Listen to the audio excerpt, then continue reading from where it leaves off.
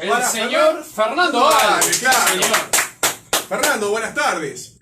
¿Andás bien? Mucho gusto. Pero Bien. el gusto es nuestro, gracias por haber venido, ¿eh? No, por favor. Bien. Me trajeron para el centro, vengo poco para despertar, pero... Es verdad, es Acá verdad. estoy. Es verdad. Bueno, gracias por venir, en serio, No, se valora, por ¿eh? favor. Bueno, ¿en qué andas? Más allá del diario del lunes, más allá de todo esto, ¿en qué andas aparte cuál es tu vida, cómo es tu vida cotidiana de martes a domingo sacando el diario del lunes? Hago mucho ejercicio todos los días. ¿Sí? Siempre- ¿Salís a correr? Sí, todos los días.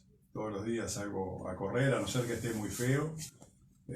Y a veces cuando me viene a veces que te anhela la pereza, todo, tengo la suerte de que vivimos cerca con Sergio, con Gorsi, y él también es de salir a correr todos los días, entonces... Siempre llega tarde, ¿no? Siempre llega último, cuando hace los maratones. Cuando hace maratones. No, lo que pasa es que él tiene un pasito Corre caminos. sostenido que es más lento. Pero es más constante, que capaz. el mío, pero igual se pone, está todo el día corriendo y a mí no me aburro, ¿viste? No me da para eso. Pero el tema del ejercicio es así porque hay días que te da un poco de pereza y sobre todo en invierno. Claro. Entonces si tenés alguien con quien salir a correr Es un importante. incentivo. Claro, Claro. exactamente. ¿Y cuántos kilómetros metés por día? Y hoy 9. Mira, Gariano. Hoy 9. Yo creo que 9 es lo que yo llevo en el año. Subir No, la meta más o menos es correr 1000 kilómetros por año. 1000 kilómetros por año. Esa más o menos. ¿Y lo haces porque te gusta o lo haces solamente por un tema de salud o para mantenerte en forma? Porque era lo que menos me gustaba, correr sostenido y mucho rato. En la época que jugaba, no, me gustaba a mí hacer velocidad y trabajos de reacción, nada que ver con lo que hago ahora. Ujú. Ahora lo hago porque es sostenido, no me sacrifico, lo tomo con sumo placer. Salgo a la rambla, bajo a la playa, sobre todo trato de ir por la playa en la arena dura, que es más blanda que el piso. Como me dijo el médico la última vez que me hice una ergometría, me dijo, mirá, el motor, las cañerías, todo está fenómeno, está perfecto. Y si pasa que la carrocería la tenés bastante baqueteada, y sí, claro, muchos años Muchos años. de entrenamiento para alto nivel, o sea, Claro. que no es para salud, no sé si me explico. Sí, sí, claro. O sea que siempre arrancamos por el inicio, pero ahora que decís eso te voy a hacer un paréntesis. ¿A qué se debe que hoy por hoy esos jugadores de elite se terminan? Neymar, creo que ayer se lesionó, ¿Y Batistuta, que hasta el día de hoy? y muchos jugadores de tu época jugaban años y años y nunca se lesionaban. ¿Qué pasa ahora? Ha cambiado mucho, creo que el entrenamiento ha cambiado para bien. Hoy los jugadores, yo noto que son mucho más fuertes que antes, se juega a otro ritmo, pero también creo que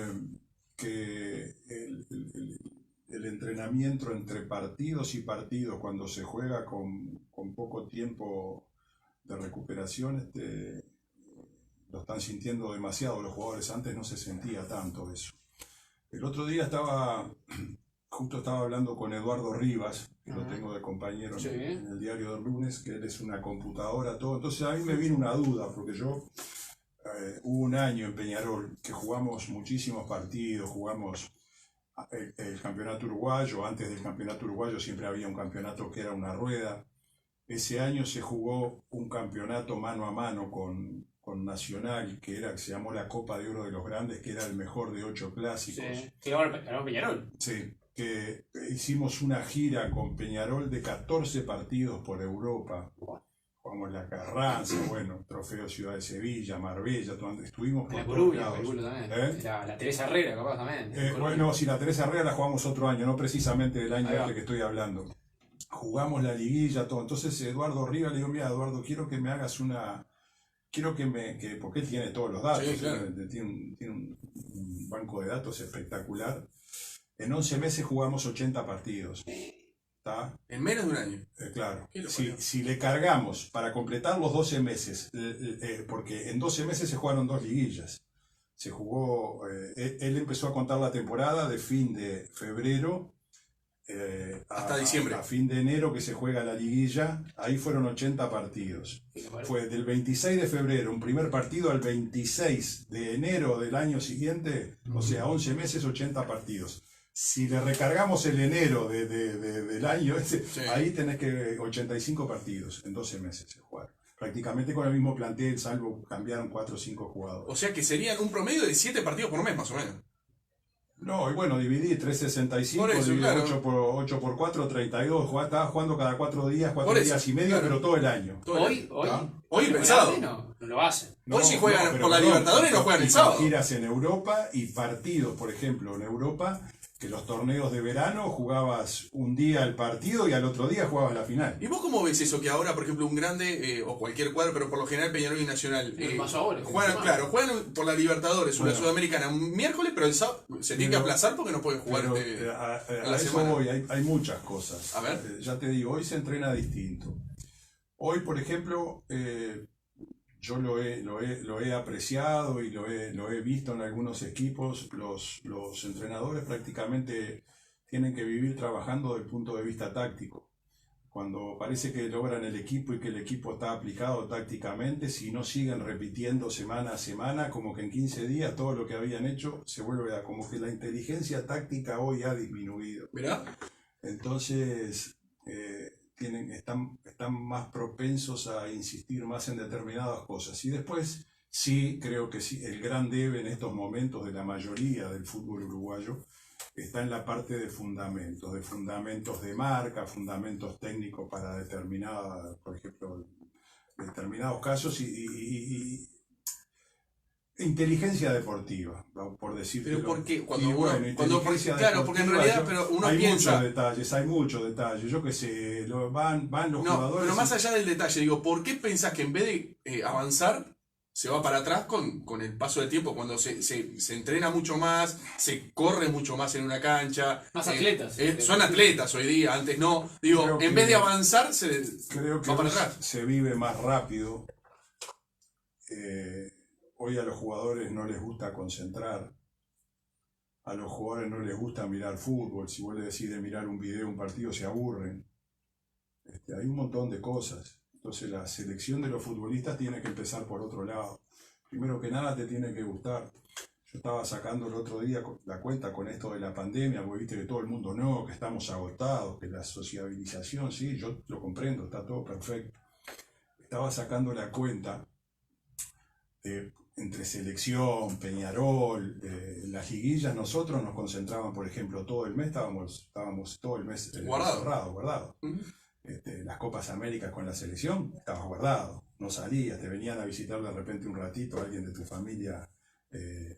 Olvídate, aparte en una época sin celulares, no te olvides Sí, que claro. los celulares empezaron en el 94. Y había que llamar ahí a la 95. concentración, ¿no? Perdón, yo estaba en Peñarol en la concentración y teníamos que llamar en una época de larga distancia a Pando. Y de Pando te decían, demora a Montevideo 45 minutos. Después estaba el directo y todo eso, pero no estábamos todo el día con el teléfono, obviamente, ¿no? Claro. O sea, han cambiado muchas cosas han cambiado para bien y otras han complicado, por sobre todas las cosas, el trabajo para los entrenadores, ¿verdad? Porque Ujú. es mucho más difícil formar grupos y yo creo que la gran base de los triunfos del fútbol uruguayo por encima de la calidad de los jugadores ha sido la conformación de buenos grupos. Eso mismo te iba a preguntar, si eso iba de la mano con esta racha negativa, si se quiere, a nivel de clubes, porque vos viste los 80, por ejemplo, que fue una época de oro, Glorioso. a nivel de clubes y selección, pero la selección por ahí le fue mejor. Sí, no fue un Es una hecho isla aparte, ¿no? no fue un hecho aislado como el 2011. Claro, O sea, era- o los mundiales, pero ¿qué pasa? Los clubes que pasan los años y no... Claro, pero, se hace también más difícil porque estás permanentemente cambiando, ¿verdad? Entonces por eso también el trabajo en formativa se hace muy importante, porque vos tenés que ir educando a los jugadores para cuando lleguen a primera que se adapten y que sepan que uno de los valores, que no sean tan individualistas y que uno de los valores fundamentales para lograr éxitos deportivos es la conformación de los grupos y comportarte como un verdadero profesional dentro del plantel. Y yo creo que eso es a lo máximo que hay que aspirar, por encima de incluso de condiciones técnicas o futbolísticas. Está el dicho, ¿no?, de que nadie es más que todos juntos. Entonces, partiendo de esas premisas es cuando el fútbol uruguayo puede lograr algo, si no, olvidate. Y vos como jugador que viviste tanto en la selección como a nivel de equipos y de Peñarol, que lo ganaste todo, pero principalmente a nivel de clubes. Cuando ves como hincha de Peñarol y lo estás viendo, ¿no te dan ganas a veces de entrar a la cancha y decir, ¿cómo me hubiera gustado estar en este partido, en este vestuario, entrar en Además, entretiempo? entrar a la cancha no para salir un papelón tremendo. Claro, pero no te sale eso de que vos Pero- pusiste del otro lado. Pero claro, a veces ves cosas, ojo, hay otra cosa, es mucho más fácil estar afuera que adentro de la cancha, ¿no?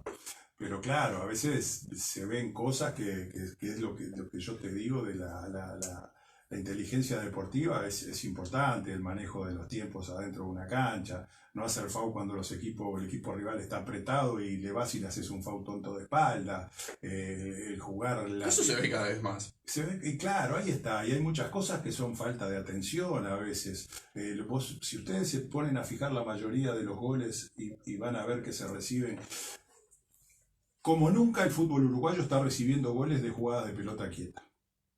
Antiguamente para que te hicieran Era el fuerte. un gol, era al contrario, el Claro. fuerte era que a El vos no fuerte, te hacían esos exactamente. goles y que vos se los hacías a todo el mundo. Total. ¿Tá? Paraguay también. Claro, ese era también un poco el Claro. fuerte del fútbol paraguayo. Eso como cosa fundamental. Y después lo que veo que se ha perdido mucho y que tienen que trabajar permanentemente los entrenadores es la técnica y los fundamentos en la marca. En la marca eso se ha perdido muchísimo. Por eso cuando sobresale algún jugador juega 10, 15 años en la selección tranquilamente. Entonces vos ves que a veces se paran y marcan mal perfilados, la posición no es la correcta a la hora de Pero eso no marcar. viene desde el baby fútbol y las formativas. Claro, pero ¿qué pasa? Pasa que también los entrenadores de las formativas tienen un problema, que si no salen campeones por ahí los echan, ¿viste? Entonces se preocupan más de ganar que de repente de enseñar. Y eso a la larga se paga. Vos en el fútbol uruguayo antiguamente vos tirabas 4 zagueros, le digo zagueros, cuando digo los 4 zagueros Sí. estoy hablando de Los laterales y los dos centrales. Los dos centrales, ¿verdad? Vos los tirabas así, lo único que tenían que saber era cómo le gustaba jugar al entrenador, si le gustaba jugar con línea de 4, con líbero o Ujú, stopper, sí. y todo, y ya se miraban, se acomodaban y jugaban solos, no precisaba que le hicieras mucha cosa, de repente tenías que trabajar un poquito en la salida más rápido, cuándo salir más rápido, cuándo no, cómo quebrás la línea de 4, cómo salís a más, bueno, hay un montón de cosas que trabajándolo 10 días, ya no lo tenías que repetir más porque lo hacían de memoria. Ujú. ¿Entendés? Y todas esas cosas hoy por Y, hoy. y lo que te preguntaba, Juan, ¿cómo el tema es la rotación? Entonces, el tema de que Peñarol Nacional y no se consigue a nivel de clubes nada hace años y décadas. No, ¿cómo la rotación? La rotación desde que o sea, hay un jugador, Darwin Núñez, mete 2 goles y se va. Bueno, claro, A eso voy, ese es ¿me un explico? problema. Ese es un problema. Ese es un problema. También, ahora le agarré, le encontré el nombre perfecto. Los equipos tendrían que tener rastreadores. Viste que ahora con este tema de la pandemia y el COVID hay rastreadores, Sí, que son los sí. que persiguen el virus. Sí. Bueno, los equipos tenían que tener rastreadores también. Rastreadores. ¿Para qué? Y rastreadores, vos tenés que conocer a todos los jugadores que están en América, por ejemplo, porque a vos la condición es que se te van a llevar jugadores. Hay jugadores en América que de repente tienen un problema en un club, vos tenés que saber cómo juegan, cómo no juegan, si te pueden dar una mano, y de repente vos podés traer un jugador que está con determinado inconveniente en un club, lo podés ir a buscar, le podés pagar, y si el equipo, y ese jugador es el que viene y te puede dar una mano como para salir campeón. A ver, te voy a poner, hay muchos casos, por ejemplo, Peñarol acertó cuando trajo a Martinuccio, por decir Sí. una cosa. Acá rindió mucho, después se fue Nacional, ahora la pegó con Vergesio, como la pegó Sí. en su momento con Deli Valdés, que jugaba en un También. equipo de la segunda división en Es Argentina. verdad. Vos tenés que estar al tanto de todo eso, pero permanente, pero en toda América. Tenés que tener los tipos que sepan todo. Entonces vos de repente en los momentos y saber y apuntar desde formativas para arriba qué tengo, dónde puedo estar el recambio, qué me puede faltar. Y hoy qué día tengo. los técnicos decir que no le prestan atención a eso específicamente. No son. A veces la política deportiva del club también, ¿verdad? Ujú. La política deportiva, los técnicos de primera división, hay muchas cosas que no tienen tiempo. Los técnicos de primera división no pueden estar enseñando de repente determinadas cosas que vos las tenés que aprender en formativas, porque no te da el día para preparar, no te dan los tiempos, no te dan los horarios de entrenamiento, porque todo el mundo dice, no, los jugadores de fútbol entrenan 1 hora y media y se van después para la casa. sí. Mentira, tampoco es así. ¿Sí? A veces sí en el hecho, pero el entrenamiento del jugador de fútbol no empieza cuando entra a la cancha ni termina.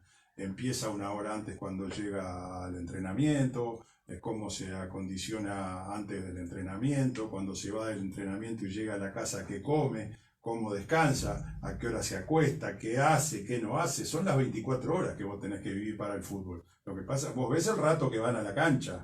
Lo que pasa es que tampoco podés, porque vos en la semana no le podés exprimir todo el jugo al jugador y después te llega un jugador reseco al fin de semana. No sé si estoy dándose detalles para que... Sí, se entiende perfectamente. Se entiende. O sea... Y en esa época no había redes sociales, que pueden incidir hoy.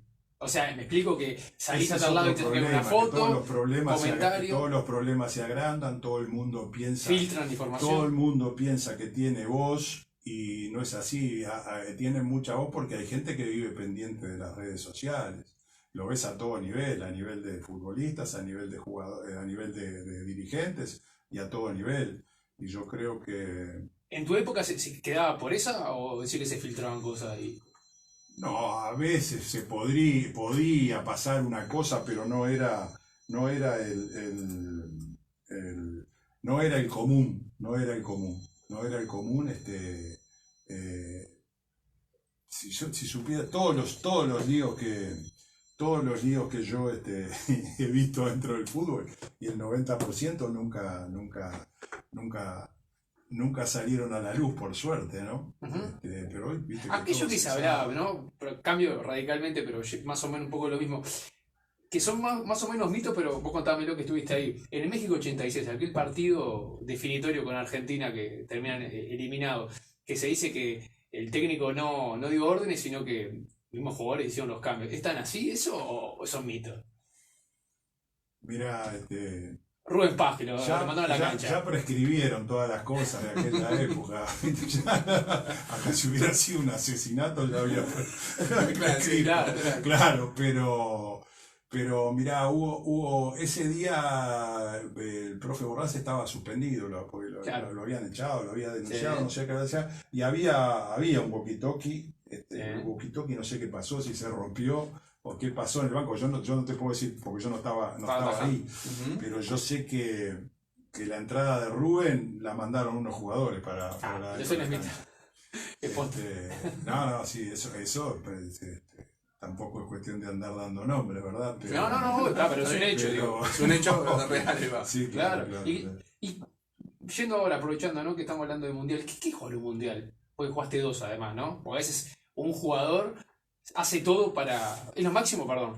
¿El Mundial es lo máximo o no? Y sí, porque supuestamente al Mundial van los mejores jugadores. Ahí te iba a decir, haces toda la carrera para llegar ahí y vos jugaste 2. ¿Qué puedes decir? Y claro, pero aparte nosotros vamos a 2 mundiales en forma consecutiva, lo que yo digo en una época que era muy difícil clasificar a los mundiales. ¿Que no veníamos clasificando a 2 No, seguidos? claro, Uruguay había estado 12 años sin ir a los mundiales.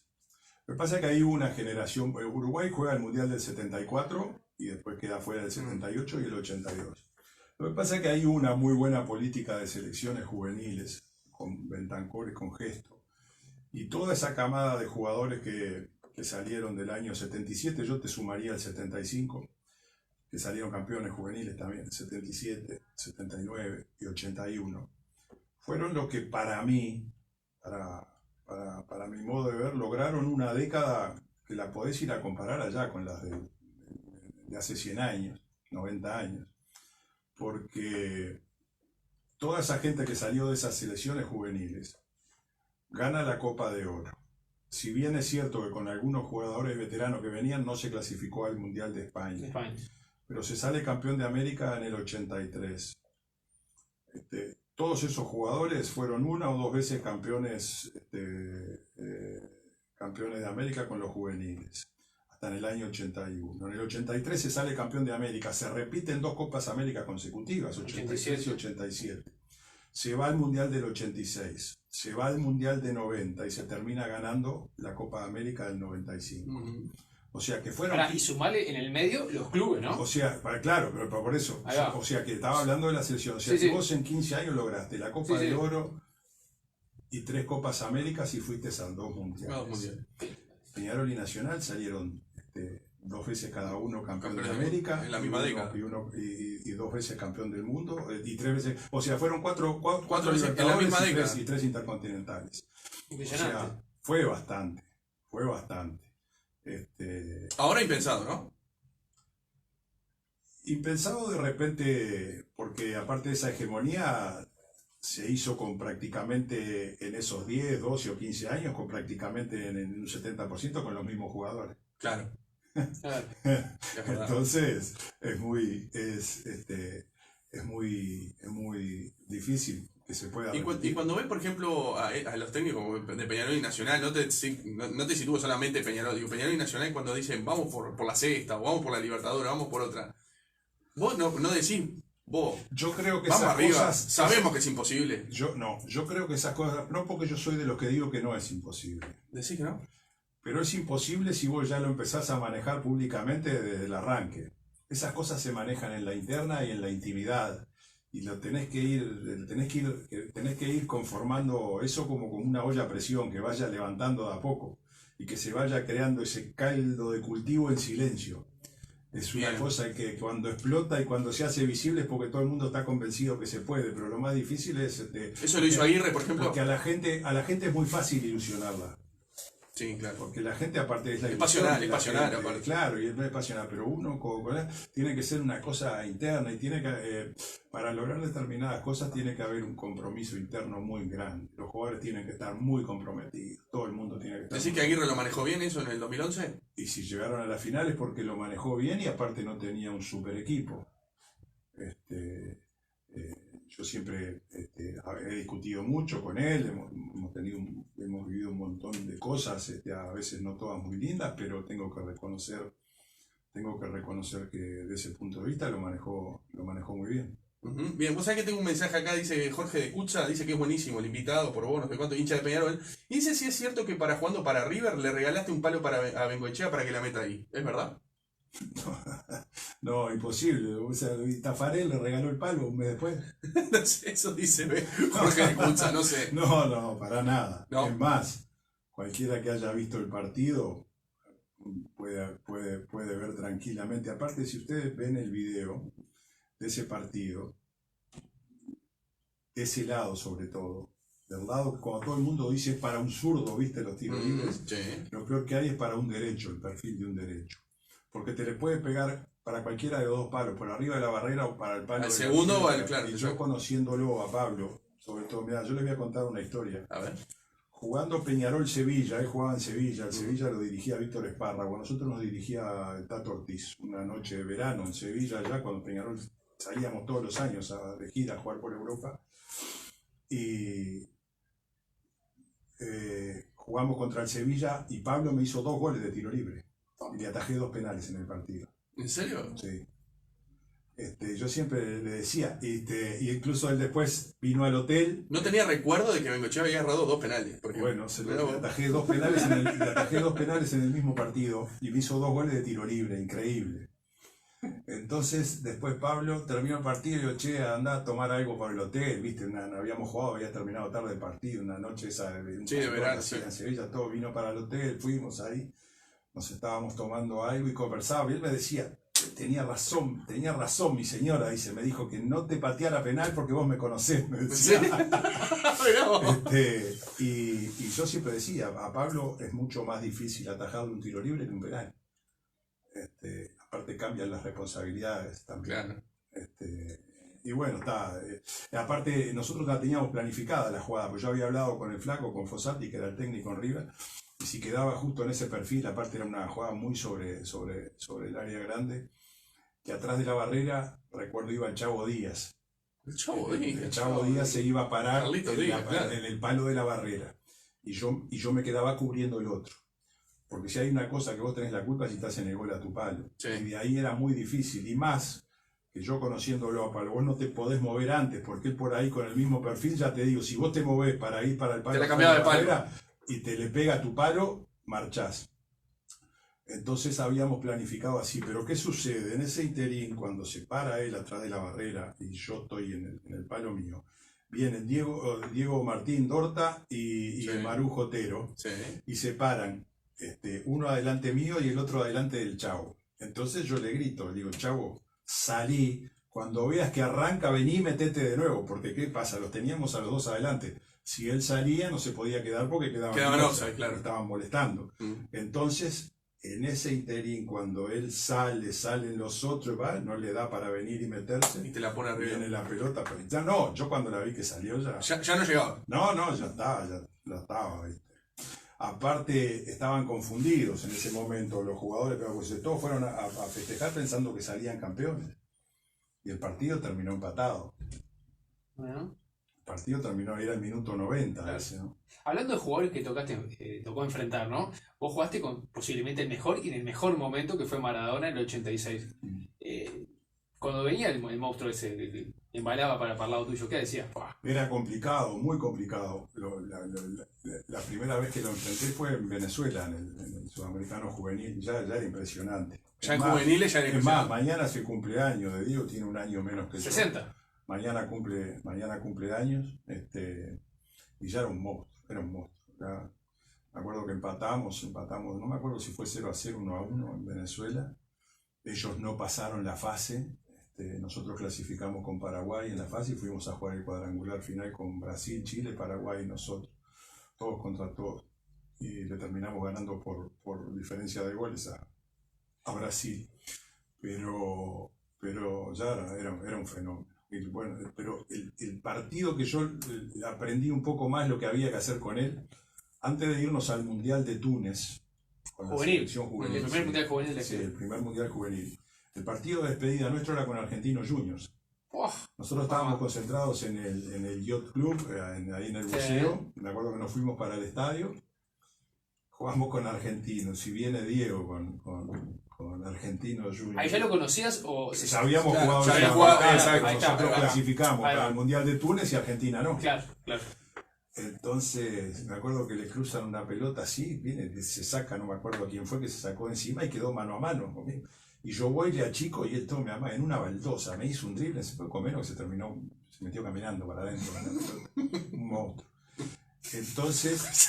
Claro, algo que parece tan fácil. Claro, Claro. claro, pero pasa la velocidad. Imagínate él con 16 años. No, y lo peor es que vos decís, lo achico y no tiene, Claro, no tiene salida. Lo peor de todo, que él te aparece aparte, él te jugaba, porque ya él no miraba en la pelota y te estaba mirando. Y si vos hacías un simple movimiento Se te iba para el otro. te encajaba. Entonces, después, por ejemplo, pasaron los años en el 86, el día que nos ganan 1-0 allá, yo tuve un par de mano a mano con él. Y me le quedaba quietito, ahí no me movía nada, esperaba que él tomara la iniciativa, que Claro, hiciera algo y ver qué podía hacer yo después. Exacto. Lo que trataba era de Era distinto. lo que trataba de cubrir era mi palo, que no me hicieran los goles según Sí. por donde le achicara, un gol que Claro. fuera culpa mía, Sí. y después ver qué hacía a él para ver si a mí me daba el tiempo de poder Reaccionar. reaccionar. Un offside, ¿no? Hizo un buen tipo de offside, ¿no? Le cobró un offside, ¿no? Esa es una jugada que yo le tapo a Valdano y Ajá. la pelota se iba para afuera, ¿verdad? Y él venía a la carrera Claro. con Bocio, pero él le hace FAU a Bocio, él la termina metiendo en el arco, pero él le hace FAU en la lucha por Claro. la pelota a Miguel y por eso cobran la falta. Pero, Valdano siempre dice que el partido más difícil no fue ni Alemania ni Inglaterra, fue Uruguay. bueno, ellos empezaron a pensar que podían ganar el Mundial después que nos ganaron a nosotros. Antes no. Un equipazo ustedes, además. Un Tintín tenían. Sí, teníamos muy buen equipo. Muy buen equipo, pero bueno, viste que a veces las cosas no se te dan. Y el fútbol tiene esas cosas un poco incomprensibles, cómo se te niegan las cosas. Vos fijate que con la selección mayor, yo estaba en el mejor nivel, nunca había estado así, salvo en la época de los juveniles, cuando fuimos al Mundial de Japón, como para ir a jugar el Mundial de Italia. Y el día que viajábamos me rompí los meniscos y me hice una esguince de rodilla. Me tuvieron que operar en Alemania 40 días antes del primer partido con España. Por suerte llegué al partido. ¿Fue un amistoso, puede ser? ¿Eso? No, fue un entrenamiento de mañana porque almorzábamos en el Charrúa y después nos tomábamos el vuelo porque teníamos un partido amistoso con Alemania, no sé si se acuerdan de la famosa El de la pisada pisadita que le gana. Pereira, claro. Bueno, el día anterior de mañana a mí me operan en una clínica en Alemania. Yo pensé que incluso no me iban a llevar porque yo me lastimé en el último entrenamiento, en el Charrúa. Y me acuerdo que vino el maestro ahí, me dijo, dale, vestite. ¿Qué voy a ir a hacer? Yo estaba hecho pelota. Y me dijo, vino Gesto, vino el doctor Larroque, todo, dale. Me ayudaron a bañarme, me pusieron el traje, almorcé algo ahí, no tenía ni ganas de almorzar, te puedes imaginar. Y ahí arrancamos para Alemania. En la escala, o sea, el avión salió de Montevideo, hizo Río, y después hacíamos Río, Frankfurt, ahora ya ni me acuerdo de la ciudad que Berlín. No fue en Berlín. Bueno, no importa. Lo que sé que en el avión salimos de acá, no aguantaba, viste que en el avión se te hinchan los pies, claro. todo eso, bueno, se me empezó a hinchar las rodillas, no aguantaba, se me caían las lágrimas del dolor. Y cuando hicimos la escala en Río, dice el doctor Larroque, con el profe Gesto consiguieron una sala médica que había de emergencias ahí en Galeão, en el aeropuerto, que estaba toda esterilizada, me metieron para adentro, me sacaron como medio litro de sangre de la rodilla, pero ya venían unos coágulos raros, que el doctor yo vi que quedó preocupado. Cuando llegamos allá me llevan a la clínica, bueno, me tuvieron que terminar operando. Y que tenías 10 horas más de vuelo después. Sí, claro. Bueno, pero con lo que me sacaron y con los calmantes, la llevaste bien. Me durmieron ahí, me cambiaron, me sacaron. Mirá cómo cambiaron las épocas, que nosotros viajábamos en económica, en aquellas épocas. Me cambiaron a mí de económica, me llevaron para ¿ejecutiva o primera? Primera. Me acuerdo como si fuera algo, me río porque dice Pedro Larroque, el médico tiene que ir con él. Y primera conmigo. Qué fenómeno. Claro, consiguió. Y ahí bajé, no. Pero lo más increíble. Tengo que apoyar la pierna, date para atrás, ¿no? Lo más increíble me lo hizo el profe Gesto. Viene y dice, a ver, estire la pierna arquero. Yo con el profe ya teníamos, nos conocíamos desde el año, hacía más de 10 años, de los primeros juveniles. Entonces veo que empieza a mirar ahí en el bajo, en el dobladillo del traje, del pantalón, y de repente agarra así, le pega un tirón, y me abre toda la costura interna, hasta la ingle, hasta acá, lo abrió todo el vaquero. Entonces quedó con una si fuera, ¿viste? Los cabos, eso, me lo remangó, me trajeron las bolsas de hielo, unas vetas, ahora sí iba a viajar cómodo, me dijo, con hielo. Y me había deshecho el traje. Recuerdo que después cuando estábamos para bajar en Alemania, viene Germinal López, que Germinal López era el kinesiólogo, que aparte era el kinesiólogo de Peñarol, que estaba en la selección. Y vino con un leuco, que era bien grueso así, y dio vuelta el pantalón del traje, me lo saqué en el avión, lo dio vuelta y lo juntó más o menos y le encajó un leuco todo por adentro, pegó la... Y yo me bajé con todo el pantalón de traje pegado con cinta plástica por adentro, un desastre. Onda europea, ¿no? La onda europea, la nueva. No, las cosas que uno hace a veces por el sufrimiento que pasa para tratar de jugar. Por eso yo me imaginaba cuando se lastimó Luis Suárez para llegar a empezar. Me lo trajiste al pensamiento. Ahora mundial, porque yo faltaban 6 semanas, es más, yo me como una operación en Alemania, viste, lejos de todos, de tus afectos. Claro. Y todas esas cosas, y me acuerdo cuando salí de la anestesia, estaba con el kinesiólogo ahí, el resto entrenando. A la noche cayeron Gregorio Pérez, que era el ayudante del maestro, el profe, y aparte había venido el cirujano, el tipo ahí, un alemán, que ahí, viste, hablando en inglés un poco, me dijo que me olvidara del mundial y todo, y yo lloraba en la cama ya solo, hasta que vino, y cuando cayeron todos me dijeron, bueno, vas a jugar, y yo no entendía nada, ¿viste? Y bueno, y le metí, hice mucho sacrificio. Una semana antes del primer partido recién pude empezar a atajar y a tirarme. Me acuerdo que salía en bicicleta a andar por todos los pueblitos ahí en Italia. Yo parecía un ciclista, y venía el auto de la FIFA atrás y yo en bicicleta, metiendo bicicleta. Y después a escondidas, para que nadie nos viera, en un lugar que era un gimnasio cerrado, lo cerrábamos y me iban a patear cuando yo todavía no me podía tirar, y atajaba parado y sentado en una silla para no perder el golpe de vida. Sí, la reacción. Eso hasta la última semana que pude hacer un partido amistoso.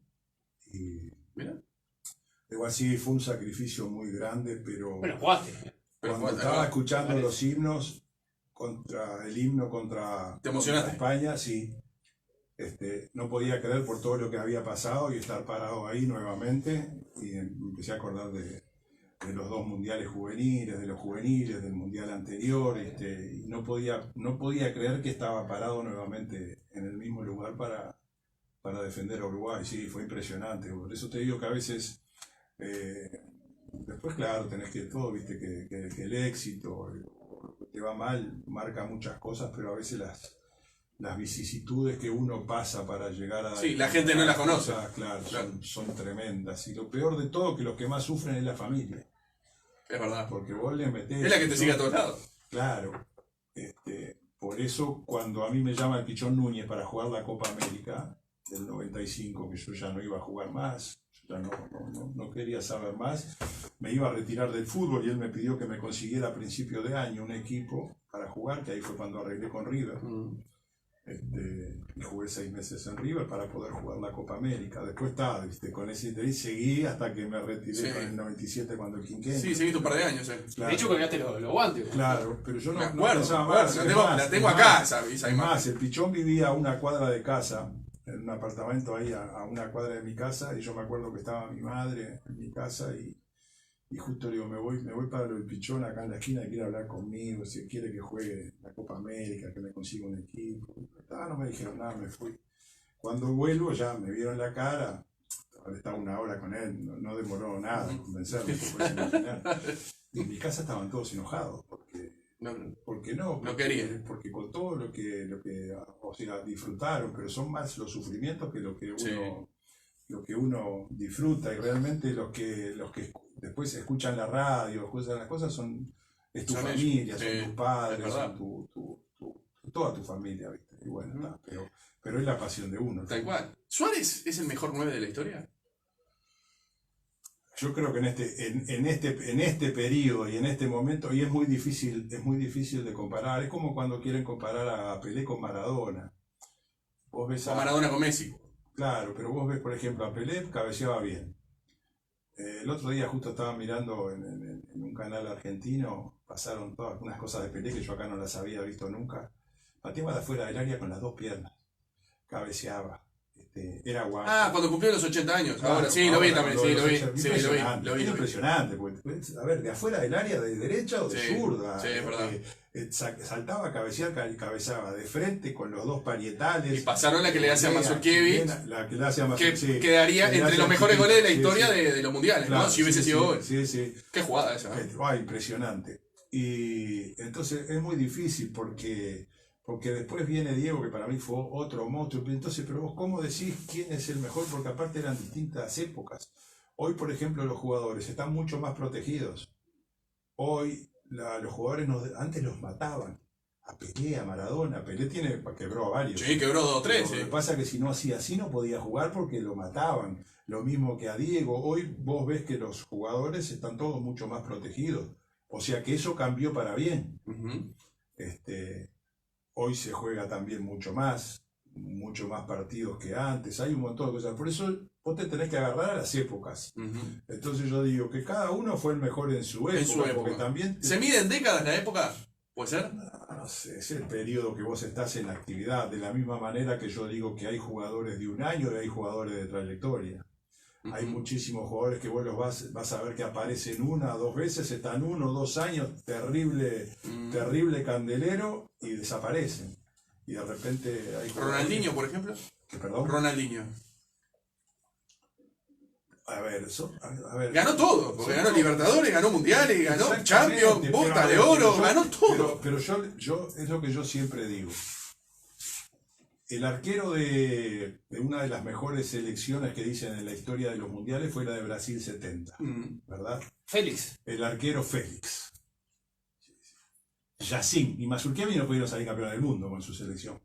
Sí. Y Félix- 5. Y Félix fue campeón del mundo, una cosa que vos decís, ¿cómo puede ser? Y sí, porque el fútbol es de a 11. Es un juego de equipo. Es un juego de equipo. Volvemos al principio. Claro, vos Claro. podés tener al mejor y no ser campeón, y podés tener al peor. Y por ahí Pasó con Maradona en los juveniles. y por ahí ¿No? salís, y por ahí salís, Claro. y por ahí salís, y por ahí salís campeón. Sí. Por eso te digo, ¿viste? El fútbol no es 2 más 2. 2 más 2 generalmente no te da 4. A ver, ser de Peñarol, ¿cómo viste lo sucedido con Forlán y la llegada de Saralegui? Mirá, primero que nada me cuesta mucho opinar porque son 2 personas, con Mario somos como hermanos porque empezamos en aquella juvenil, es más, cada tanto intercambiamos alguna cosa, ahora hace un par de días justo... Pero tratá de ponerte desde el lado objetivo, porque a Forlán también lo Es conocés. lo que voy a hacer, O sea, y con Diego también porque lo conozco desde niño. a eso, digo, desde ¿cómo, niño, cómo desde se da niño. la salida de Forlán y cómo llega y el presente también de Yo Saralegui? no, a ¿no? ver, ¿cómo llega Mario? Primero que nada, Mario tiene una trayectoria en Peñarol. Mario es parte de la historia grande del club. O sea, que como llega, como tienen la puerta abierta a tantos otros de Peñarol, y creo que fue, no sé si fue un compromiso que tenía el presidente o lo que sea, y me parece muy bien. De repente uno puede decir, bueno, pues sí, cuestiono la salida de Forlán. Y yo creo que sí, que puede haber sido precipitada, que se apuraron. También tengo que decir que de repente, en su momento, tampoco, de repente no lo hubiera contratado, hubiera esperado que él hubiera hecho otras armas, que adquiriera determinada experiencia en otro equipo con menos responsabilidad, para después llegar con una maduración en lo que tiene que ver con el cargo. A mí me sorprendió, creo que a todos nos sorprendió cuando dijo que sí de primera. Diferente. ¿No? Entonces, por eso te digo, ahora, si te salía bien, fantástico. Pero bueno, tampoco es para condenar. Sí, yo pienso que fueron pocos partidos, no lo acompañaron realmente algunos resultados. Si vos querés hacerlo, que yo a veces hay cosas que no se pueden medir así por los puntos que se consiguió, con los que jugó y todo eso, bueno, está. ¿Quién tiene la razón? Viste que el fútbol es todo opinable y nunca, si tiene algo que es importante el fútbol es que no es lógico. Eso es lo que tiene el Inter. Claro, pero a ver, por algo es el deporte rey, porque incluso los equipos que más invierten generalmente les va mejor. Pero, Que por lo general es así. Pero no te lo asegura al 100%. Cosa que, por ejemplo, no pasa en el básquetbol, es así, el que más invierte. En casi todos los deportes, menos en el Claro, fútbol. pasa que el fútbol tiene otras armas, que al inferior le pueden, Pero si vos- hace las cosas bien, le pueden. Claro, a eso voy. Me parece que en el fútbol lo que pasa es que pueden ser cosas ocasionales. Por ejemplo, lo de Rentistas, que es muy meritorio, no le quiero sacar mérito. Pero después a la larga va a ganar Peñarol o Nacional. Obviamente. Porque es así, pero también le pasa a Peñarol y Nacional en la Libertadores, con cuadros brasileños o argentinos o colombianos. Es así. Por eso es un tema de presupuesto, porque siempre terminan ganando los que tienen más plata. Es así, sí. Es así, es así. No te vas a ir con las manos vacías de este programa.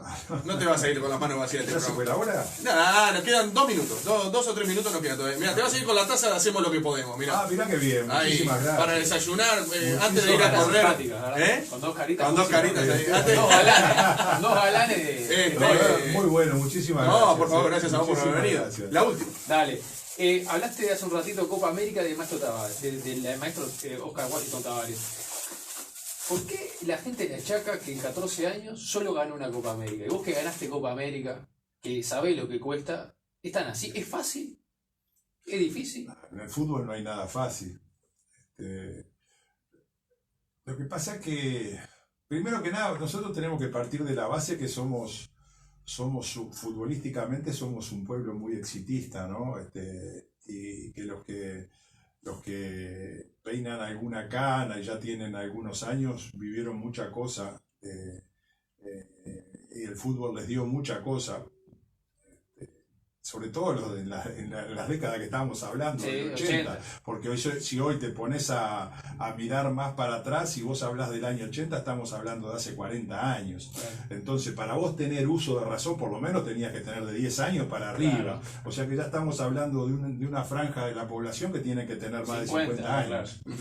Entonces, claro, esa gente se crió con un fútbol que era una máquina de ganar títulos Tal cual. prácticamente en equipos y con la selección.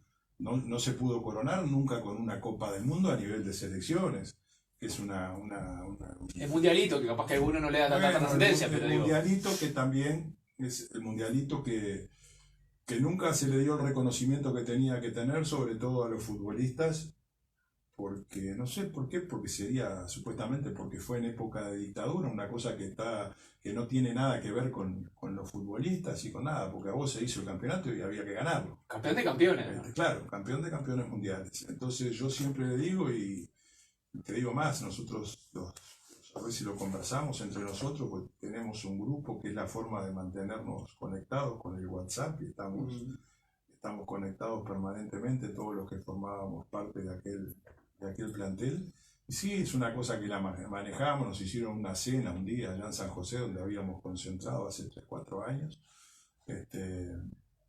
Y nada más, pero nunca fue reconocido y no se reconoció en su justa medida, porque aparte en aquellas épocas creo que fue una de las grandes alegrías, fueron 2 alegrías impresionantes que tuvo el Uruguay en aquella época, y todas fueron con 50, 60 días de diferencia, que fue el plebiscito del 80 Claro. y el ganar la Copa de Oro.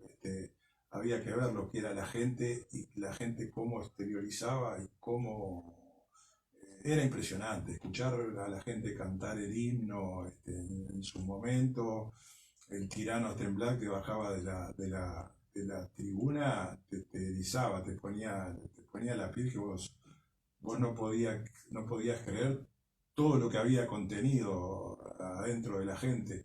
Y bueno, pero no me explico por qué, pero siempre como que ese título quedó ahí. Fíjate que no se sabía ni dónde estaba la copa. Es verdad, estaba en un banco. Sí, estaba en un banco. Sí. Pero eso sí que se puede como asociar a lo que fue el Mundial de Argentina, que se tapaba, o sea, hacía un evento para... No tiene nada que ver una cosa con la otra. Pero digo por los contextos sociales y políticos. Pero aparte también, a ver, el Mundial de Argentina, porque todo el problema fue el partido de los 6 goles a Perú. Pero, le pegan bien. Pero vos ponete a pensar, a los equipos los componen. No digo que se dejaron ganar ni nada de eso. Digo, sino hacer eso como para tapar lo que está... Eso, a ver, pero ahí ya entraríamos a hablar de política. Claro, también pues se digo, puede sí, es un tema... que la invasión de las Malvinas fue para tapar todo el desastre que tenían adentro y vos acordate que la gente fue a Plaza de Mayo y Galtieri era Gardel. Claro. Y al mes y medio lo querían colgar como a Mussolini. O sea, por eso te digo. Pero para cerrar lo que te consultaba, Juan, ¿es poco entonces una Copa América en 14 años en el proceso Tavares? Mira, yo lo que digo que es muy difícil ganar una Copa América. Lo que pasa que acá lo que se pone en tela de juicio es, y se comparan épocas, por ejemplo, como se comparan para algunas cosas con el tema de las eliminatorias, y que yo decía que antiguamente era mucho más difícil las eliminatorias, porque vos jugabas, eran 3 equipos, vos tenías un mal partido y podías quedar afuera de un mundial. Porque jugabas partido y revancha contra 2 selecciones, te llegaba a ir mal en un partido, hasta que por ahí lo empatabas y estabas afuera. Porque uno generalmente era débil y podías quedar afuera. Hoy tenés siempre chance de recuperarte. Aparte, si vos te pones a pensar que de la cantidad de selecciones que son, el 50% pueden clasificar al mundial, tenés una gran chance. Es verdad. Porque si entrando quinto, vos siempre tenés derecho a un partido, ¿verdad? Y cuarto ya vas derecho, o sea que está bastante más fácil que antes poder clasificar a un mundial. O sea que partiendo de esa base, las eliminatorias eran muy fáciles. Aparte vos juntabas al grupo, lo tenías un mes junto y en un mes se definía todo. Sí. Se definía todo. Y eso es muy traicionero a veces. No es lo mismo que poder tener un grupo que ya lo formaste, que aunque no puedas trabajar mucho, pero ya lo bajás y ya lo tenés todo el tema armado. Y después son con las comodidades y con todo lo que tienen hoy, a las elecciones no le falta nada. Nosotros de repente para ir a jugar en aquella época un partido a Colombia, ahí estábamos un día para llegar, un día y pico, hoy van y 4 horas se bajan, vienen de noche, están durmiendo tarde acá en Montevideo y ya te preparás para el otro partido. ¿Sabes lo que es de repente tirarte a dormir en el piso de un aeropuerto con tu bolso de almohada para poder descansar? O sea, han cambiado muchas cosas, ya no es lo mismo. Entonces, si de ese punto de vista de repente le podés exigir un poco más, pero a la hora de jugar, ¿pero qué pasa? Los demás también tienen los mismos beneficios que tenés vos, y antiguamente, salvo Brasil y Argentina, el resto pasaban las que pasabas vos. Hoy eso se ha emparejado. Eso se ha emparejado. Bien. Estamos recontrapasados, pero no quiero en 30 segundos. Vos sabés que es algo que creo que nos pasó a todos y quiero saber si a vos te pasó también. Cuando atajás el tercer penal en la final contra Duro. Brasil, Sí. ¿no? Cuando ves venir al Guti Gutiérrez que le tocaba patear, ¿te querías matar? Decime la verdad. No, me sorprendí. Me sorprendí. Decime la verdad. Aparte, Este lo va a patear, dijiste. lo hablé tantas veces con Guti, no, pero sabés que enseguida, ¿sabés lo que pensé enseguida? Porque no Sí. estaban los planes para nada. Que lo había pedido el penal. Ah, mirá. Entonces, No cualquiera quiere patear hay ahí. momentos, ¿Y lo hay pidió? momentos que no es un tema solo de técnica, porque aparte el patear un penal es irreproducible en los entrenamientos y todo, porque Ah. esa caminata de la mitad de la cancha, Sí, el punto penal, con un totalmente. estadio lleno y Una definido, final. no, es imposible reproducir El arco es un marco. Por eso Roque Máspoli siempre decía que no había que entrenar penales. ¿Ya? Y menos porque entre compañeros, dice, bueno, vienen los pateadores, patea 10 penales cada uno, el arquero, que lo conoce, si de 10 penales de repente le atajás 2 o 3 o 4. Ujú. Entonces, ¿qué pasa? Ese mismo que está pateando empieza a dudar y le empiezan a venir las dudas. Y si lo pateo así me lo ataja como me lo atajó en la práctica o esto o lo otro. ¿Qué los delanteros? Y los que patean penales. Primero que hay un tema emocional que eso lo lleva cada uno Cada uno, adentro, sí. ¿viste? Eso, y lo otro es un tema de precisión. Que la precisión a veces hay muchos que la pueden perder en momentos límites, Ujú. ¿no? Pero entonces es un tema de precisión. Quieren entrenar el penal, que vayan, yo que sé, que se cuelguen una piolita a medio metro del palo, que la cuelguen del travesaño y que la empiecen a meter ahí, que pateen 50 veces solo, pero sin arquero. Que no le atajen penales, que se vayan ganando en confianza, que toda es la forma que él entendía que se tenían que entrenar los penales. Mirá Pero cómo no, no con oposición ni nada, porque dice que era más... Era contraproducente. Era contraproducente, sí. Y bueno, está. entonces cuando me acuerdo que el día antes dice el pichón, bueno, vamos a hacer unos penales, dije, no, yo no atajo penales, me acordé, Roque, ahí me fui para la habitación, me pedí un baño y me bañé, y me dice, ¿qué te pasó? Y digo, entonces le conté la historia. Ah, me dijo, no, entonces está bárbaro. Dijo. Y queremos, si hay muchos jóvenes que nos están escuchando, el Guti lo hizo el penal. Lo hizo, pero Lo hizo, sí, lo El hizo. definitorio es Manteca Martínez. Sí, El claro. título. No, Manteca, irresponsable. Arquero para un lado, Manteca para el otro. ¿Qué te dijo? ¿Qué te dijo? Contalo. ¿Qué te dijo? Es un irresponsable. ¿Qué te dijo? Porque yo lo veo venir y Manteca venía ahí siempre con la muy bohemio, Manteca tipo bárbaro. Y le digo, Manteca, si tenés una duda, arrancale la cabeza, ¿viste? No andes pensando dónde pateo, apuntale al medio y matalo, ¿viste? Seguro. A Claudio Tafarel. Dejá, pero este banana que me va a atajar un penal, me atajó a mí, así, no puede Pará, ser. eso, ¿viste? yendo a patear la definición Sí, de la Copa América del así, 95. Tal cual. Al arquero campeón del mundo, Claudio Este Tafarel. banana me va a atajar un penal. Estadio Así, Centenario, ¿viste? 60.000 personas. Sí, Hijo de- tal cual, sí. Y bueno, Increíble. por suerte lo hice. Fernando, ¿sabes lo que me tenés que decir? Soy Fernando Alves y escucho Hacemos lo que podemos. ¿Podés? Soy Fernando Alves y escucho Hacemos lo que podemos. Claro que sí. Bien, bien, bien. Gracias por la buena onda. Dale, no, Gracias, gracias a gracias. ustedes. Nos vamos.